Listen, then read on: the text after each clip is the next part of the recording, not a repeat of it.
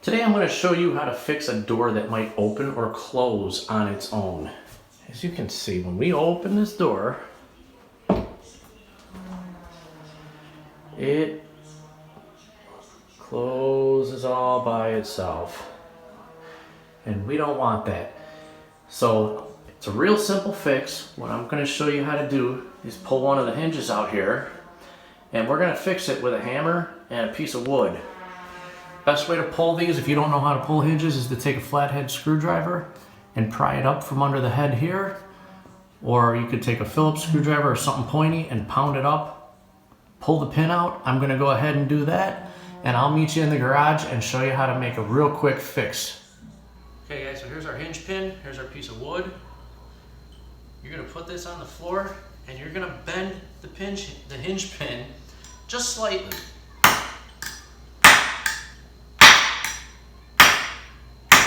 Okay, and I don't know if you can make that out, but we have a slight bend in it.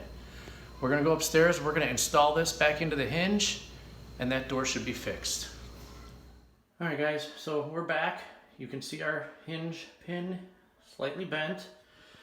We're going to go ahead and we're going to put it back in here.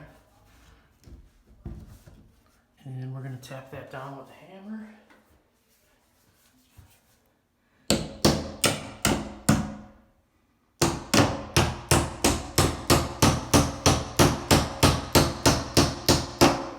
Okay, now let's open our door. Door is open, and look at that. Stays open, no more closing by itself. Guys, if you do the first pin and the door still closes, guess what? You have two more you can do it on also. If after all three pins are bent, the door still opens or closes, then I think you have bigger problems. You might want to call a carpenter. So, I hope that helps. If you have any questions, leave them in the comments. And please don't forget to like and subscribe for more information on how to fix little things around the house. Thank you.